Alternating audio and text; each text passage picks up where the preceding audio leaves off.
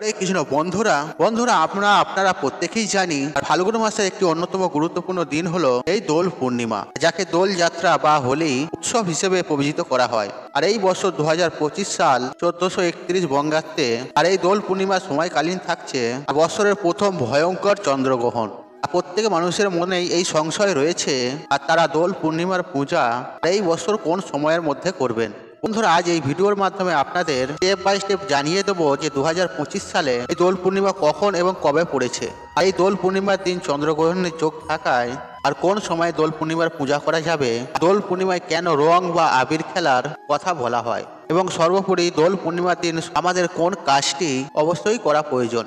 চলুন বন্ধুরা, ভিডিওটি শুরু করা যাক। তবে ভিডিওটি শুরু করার আগে আপনাদের কাছে একটা ছোট্ট অনুরোধ, আপনারা ভিডিওটি স্কিপ না করে শেষ পর্যন্ত দেখুন এবং ভিডিওটি দেখে উপকৃত পেলে তাহলে ভিডিওতে একটি লাইক করে কমেন্টে জয় শ্রীকৃষ্ণ রাধে রাধে লিখতে কখনোই ভুলবেন না। বন্ধুরা, সবার প্রথমে আপনাদের জানাই যে এই বছর 2025 সালে 1431 বঙ্গাব্দে এই দোল পূর্ণিমা কবে এবং কখন পড়েছে। আর এই বছর দোলযাত্রা অর্থাৎ দোল পূর্ণিমা তিথি আজ শুরু হচ্ছে আগামী 28শে ফাল্গুন 13ই মার্চ বৃহস্পতিবার আর সকাল 10:24 থেকে। আর পূর্ণিমা তিথি বৃহস্পতিবার সকালে শুরু হলেও আর উদয়া তিথি মেনে এই দোল পূর্ণিমা আর পালিত হবে পরের দিন 29শে ফাল্গুন 14ই মার্চ শুক্রবার দিন। কারণ শুক্রবার সকাল 11:35 পর্যন্ত থাকছে এই পূর্ণিমা তিথি। আর সেই কারণে শাস্ত্র মতে দোল পূর্ণিমার পরের দিন 29শে ফাল্গুন 14ই মার্চ শুক্রবার দিন পালিত হবে। যেহেতু ওই দিনই সকাল 11:35 থেকে পূর্ণিমা ছেড়ে যাচ্ছে, যে কারণে যা হোলি উৎসব তা উক্ত সময়ের পর থেকেই পালিত হবে। আর দোল পূর্ণিমার একটি বিশেষ গুরুত্বপূর্ণ অংশ হলো এই হোলিকা দহন, যাকে আমরা ন্যাড়া পোড়া বলে থাকি। আর এই কাজটি সম্পূর্ণ করতে হবে 28শে ফাল্গুন 13ই মার্চ বৃহস্পতিবার দিন প্রদোষকালে, অর্থাৎ সন্ধ্যা 5:41 থেকে রাত্রি 7:17 মধ্যে। আর এই সময়ের মধ্যে যে দোল পূর্ণিমার যে হোলিকা দহন বা ন্যাড়া পোড়ার সেই উৎসব সম্পূর্ণ করা প্রয়োজন। বন্ধুরা, এই বছর এই দোল পূর্ণিমার দিনই থাকছে ভয়ঙ্কর চন্দ্রগ্রহণের ছায়া। আর বছরের প্রথম পূর্ণগ্রাস চন্দ্রগ্রহণ আর এই দোল পূর্ণিমার দিনই আগামী 29শে ফাল্গুন 14ই মার্চ শুক্রবার দিন সম্পূর্ণ হচ্ছে। আর শুক্রবার সকাল 10:29 থেকে লাগছে এই চন্দ্রগ্রহণ, যা থাকছে দুপুর 2:18 পর্যন্ত। যেহেতু দিনের বেলা এই চন্দ্রগ্রহণ সংঘটিত হচ্ছে, তাই এই চন্দ্রগ্রহণ আর ভারতবর্ষে অদৃশ্য হিসেবে প্রতীয়মান।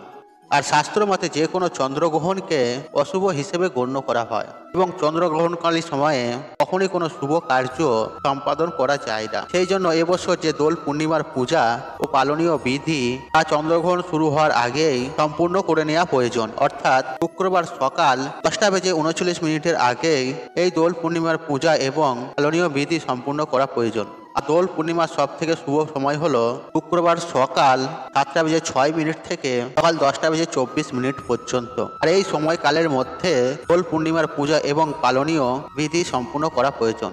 আর দোল পূর্ণিমার দিন অনেকেই শ্রী শ্রী সত্যনারায়ণের ব্রত সম্পূর্ণ করে থাকেন।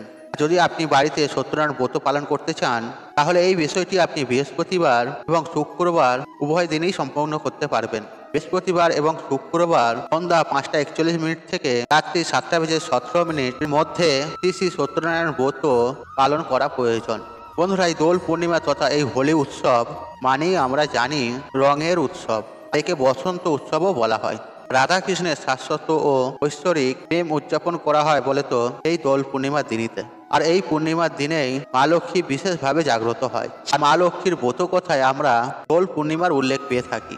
বন্ধুরা, দোল পূর্ণিমার দিনে সম্ভব হলে বাড়িতে অবশ্যই রাধা কৃষ্ণের পূজা করুন। আর মা লক্ষ্মীর উদ্দেশ্যে এই দিন আবির তথা রং নিবেদন করতে হয়। আপনি যদি আপনার ইষ্ট দেবদেবীরও পূজা করেন, আর তার উদ্দেশ্যেও এই দিন আবির বা রং নিবেদন করতে হয়। আপনি যে দেবদেবীরই পুজো করুন না কেন, আর এই বিষয়টি অবশ্যই এই দিন করা প্রয়োজন। আর 3 প্রকারের আবির বা রং এই দিন পারলে অবশ্যই ভগবানের উদ্দেশ্যে নিবেদন করুন, যার মধ্যে লাল রঙের আবির অবশ্যই থাকা প্রয়োজন। এর পাশাপাশি আপনি নীল, সবুজ, হলুদ, গোলাপি, গেরুয়া আপনি যে কোনো রঙের আবির ব্যবহার করতে পারেন, তবে অবশ্যই লাল রঙের আবির বা রং থাকা প্রয়োজন। আর এই লাল রঙের আবির বা রং দিয়ে আর সবার প্রথমে অবশ্যই দোল পূর্ণিমার দিন বা আপনার বাড়ির মুখ্য দরজার সামনে একটি স্বস্তিক চিহ্ন অঙ্কন করুন। আপনি চাইলে মা লক্ষ্মীর পদযুগলের চিহ্ন বা আলপনা আপনার বাড়ির মুখ্য দরজা থেকে ঠাকুর ঘর পর্যন্ত আপনি অঙ্কন করতে পারেন। আর এই দিন বাড়ি ঘরদোর অবশ্যই পরিষ্কার পরিচ্ছন্ন করে রাখবেন এবং যদি সম্ভব হয় গঙ্গা স্নান করুন। আর আপনি গঙ্গায় গিয়ে যদি না করতে পারেন সেক্ষেত্রে স্নানের পর সামান্য গঙ্গা জল মাথার ওপর আপনি ছিটিয়ে দিন এবং বাড়ির সর্বত্র গঙ্গা জল ছিটিয়ে দিন। তারপর লক্ষ্মীনারায়ণের পূজা বা রাধাকৃষ্ণের পূজা সম্পূর্ণ করুন। আর অবশ্যই সবার প্রথমে দেবদেবীর পায়ে আবির বা রং এই দিন নিবেদন করুন। বন্ধুরা, এই দোল পূর্ণিমার দিন রং বা আবির খেলা কেন প্রয়োজন হয় আর কেন আমাদের পুজোতে রং বা আবির নিবেদন করতে হয়, আর এটি সবার প্রথমে আমাদের জানা প্রয়োজন। আর অনেকেই হয়তো এই বিষয়টি জানেন না। বন্ধুরা, এই বসন্ত উৎসবে রং খেলা বা আবির খেলার পিছনে বলে তো দুটি কারণ রয়েছে, আর একটি হলো আধ্যাত্মিক আর অপরটি হলো বৈজ্ঞানিক। আর আধ্যাত্মিক কারণের মধ্যে আর প্রথম বিষয়টি বলে তো হোলিকা দহনের সঙ্গে যুক্ত। আর আপনি নিশ্চয়ই ভক্ত প্রহ্লাদের নাম শুনেছেন, আর যে ছিল ভগবান বিষ্ণুর এক পরম ভক্ত, আর যাকে রক্ষা করার উদ্দেশ্যে ভগবান বিষ্ণু তার নরসিংহ অবতার রূপ ধারণ করেছিলেন। আর দৈত্যরাজ হিরণ্যকশ্যপের পুত্র ছিলেন আর এই ভক্ত প্রহ্লাদ। আর ভগবান বিষ্ণুর প্রতি ভক্ত প্রহ্লাদের ভক্তি প্রতি দৈত্যরাজ আর হিরণ্যকশ্যপকে অত্যন্ত পতিত করে। আর সে তার পুত্রকে ভগবান বিষ্ণুর পুজো থেকে বিরত রাখার জন্য অনেক পদ্ধতি অবলম্বন করলেন। আর যখন তিনি প্রতিবার ব্যর্থ হন তখন তার বোন হোলিকা এই দায়িত্ব নিজের ওপর তিনি নিয়ে নেন। আর হোলিকা এমন বর পেয়েছিলেন যে আগুন তাকে স্পর্শ করতে পারবে না। তাই তার ভাগ্নে প্রহ্লাদকে হত্যা করার উদ্দেশ্যে তাকে কোলে নিয়ে আগুনে প্রবেশ করলেন হোলিকা। আর সেই সময় ভক্ত প্রহ্লাদ ভগবান বিষ্ণুকে স্মরণ করতে থাকলেন এবং শেষ পর্যন্ত দেখা গেল ভক্ত প্রহ্লাদ ভগবান বিষ্ণুর কৃপায় বেঁচে গেলেন, কিন্তু হোলিকা দগ্ধ হয়ে সেই দিন মারা যান। এবং সেই থেকে প্রত্যেক বছর ফাল্গুন মাসের এই পূর্ণিমা তিথিতে হোলিকা দহন উৎসব পালন করা হয়ে থাকে।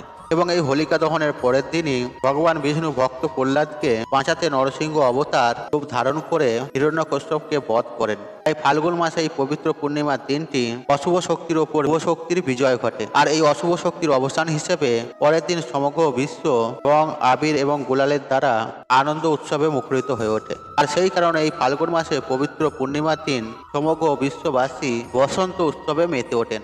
বন্ধুরা, এই পৌরাণিক ঘটনার পাশাপাশি আরও একটি কারণে এই দিনটি যথেষ্ট গুরুত্বপূর্ণ, আর তা হলো ভগবান শ্রীকৃষ্ণ এই দিন পুতনা নামক রাক্ষসীকে তিনি বধ করেছিলেন।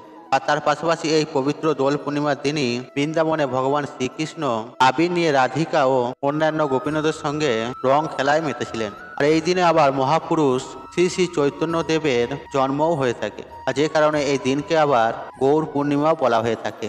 আর রবীন্দ্রনাথ ঠাকুর এই দিনেই শান্তিনিকেতনে এই বসন্ত উৎসব শুরু করেছিলেন। আর বৈজ্ঞানিক দিক থেকেও এই সময়কালে রং খেলার যথেষ্ট গুরুত্ব রয়েছে। আর যেহেতু এই সময়কাল নতুন ঋতুর আগমনের সময়কাল, আর সেই কারণে এই সময়কালে বলে তো বাতাসে বিভিন্ন শক্তিকর ভাইরাস, জীবাণু অতিমাত্রায় সক্রিয় হয়ে ওঠে, আর যা আমাদের শরীরে পঞ্চভূতকে প্রভাবিত করে। আর এই পঞ্চতত্ত্ব পঞ্চভূতের ক্ষমতা বজায় রাখার উদ্দেশ্যে বলে তো এই সময়কালে বসন্ত উৎসব পালন করা হয়। বন্ধুরা, শাস্ত্র অনুসারে এই বসন্ত উৎসব অর্থাৎ দোল পূর্ণিমা আগের সময়কালকে বলে তো হলাষ্টক বলা হয়ে থাকে। এই সময়কালকে অশুভতার প্রতীক হিসেবে গণ্য করা হয়, কারণ এই সময়কালে অশুভ শক্তির প্রভাব বৃদ্ধি পায়। যে কারণে হলাষ্টক সময়কালে আর গৃহে নানা প্রকার শুভ তথা মাঙ্গলিক কাজ করা থেকে বিরত রাখার কথা বলা হয়। তবে হোলিকা দহনের পরবর্তী সময়কালে থেকে শুরু হচ্ছে বিভিন্ন শুভ যোগ। এই বছর হোলিতে বৃদ্ধি যোগ, অমৃত সিদ্ধি যোগ, সর্বাত্ম সিদ্ধি যোগ, শুভযোগ প্রভৃতি বিভিন্ন শুভযোগ তৈরি হচ্ছে। আর বলে তো এই হোলিকা দহনের পরবর্তী দুটি দিন যদি কোনো ব্যক্তি শুভ কর্ম করে থাকে তাহলে সেই কর্মে তিনি সফল হবেনই হবেন। বন্ধুরা, আশা করছি এই ভিডিওটি আপনাদের ভালো লেগেছে। তাহলে ভিডিওতে একটি লাইক করুন, একটি কমেন্ট করুন, শেয়ার করুন এবং বন্ধু বান্ধব আত্মীয়জনদের সাথে শেয়ার অবশ্যই করুন। মনে রাখবেন, আপনার একটি শেয়ার অনেক মানুষকে উপকৃত করে তুলতে পারে। আর আপনি যদি আমার চ্যানেল নতুন হয়ে থাকেন তাহলে চ্যানেলটি অবশ্যই সাবস্ক্রাইব করুন, পাশে থাকুন অন রাখুন, কারণ নিত্য নতুন ভিডিও সবার আগে দেখার জন্য। ঈশ্বর আপনার মঙ্গল করুক, আপনি সুস্থ থাকুন, নিরসন আপনার দিন মঙ্গল হোক। হরে কৃষ্ণ কৃষ্ণ হরে হরে।